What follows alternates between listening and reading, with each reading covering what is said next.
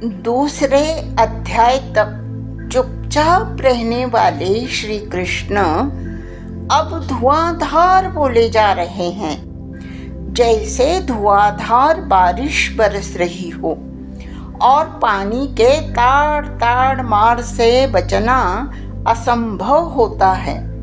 अर्जुन पर ये शब्दों के गोले बरसाना अवश्यंभावी था, क्योंकि वह अपने मन में गलत सलत सुनी सुनाई बातों का कूड़ा करकट भरे बैठा था। इतना ही नहीं, ऐन युद्ध के मुख पर उसका यह कूड़ा ऊपर उठकर बुद्धि की सतह से मन के सतह पर फिर मुंह से होते हुए बाहर हो रहा था। और ऊपर से मजे की बात यह थी कि अर्जुन अपने को कूड़ा नहीं, विद्वत्ता पूर्ण ज्ञान पूर्ण बातों से उगला हुआ सोना समझ रहा था। कृष्ण को उसके अज्ञानी होने का गुस्सा नहीं है।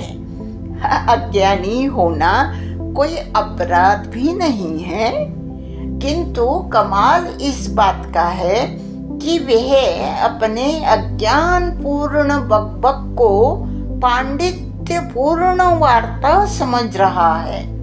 कृष्ण को अब दो काम करने थे। एक तो अर्जुन के बुद्धि पर पड़े इस अज्ञान के पर्दे को हटाना, और दूसरे उसे सही सत्य ज्ञान से अवगत कराते हुए युद्ध को उद्युक्त करना। युद्ध के ऐन मौके पर मोहांध अर्जुन युद्ध न करने की बात कर रहा था। उसको इस मोह जाल से बाहर लाना था।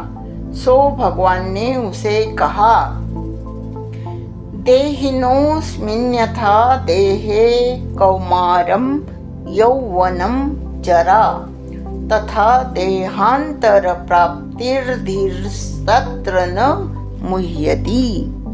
हे अर्जुन, जैसे इस देह में हमें यानी हर जीव को प्रथमता बचपन, फिर युवा अवस्था, उसके बाद तीसरी अवस्था में वृद्धावस्था प्राप्त होती है।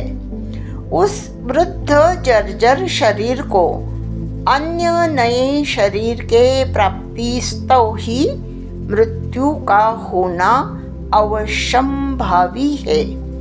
बिना जर्जर काया को त्यजे नया शरीर कैसे प्राप्त होगा? नया शरीर चाहिए तो मृत्यु से पुराने शरीर का चोला उतार कर फेंकना होगा। मृत्यु तो उपकार करता है, जो जर्जर शरीर से हमें मुक्ति दिलाता है और नया शरीर प्रदान करता है।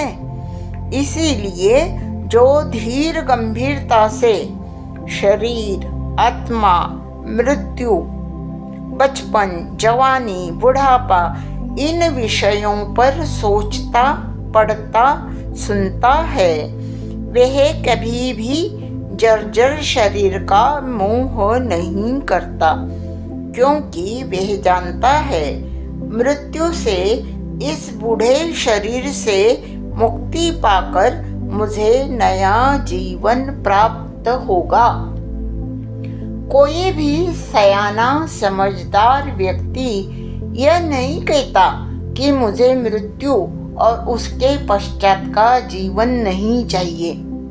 जैसे कोई नहीं चाहेगा कि मैं फटे पुराने जीर्ण शीर्ण मैले कुचैले बदबूदार वस्त्र ही पहनूंगा। मुझे नए सुंदर सजीले रंगीन रेशमी वस्त्र नहीं चाहिए। पुराने वस्त्र को जिस सहजता से त्यागा जाता है, उस सहजता से ही पुरानी काया को त्यजना चाहिए। उसका मोह नहीं करना चाहिए, ऐसे मोहन का कहना है। श्री कृष्णार्पणमस्तु।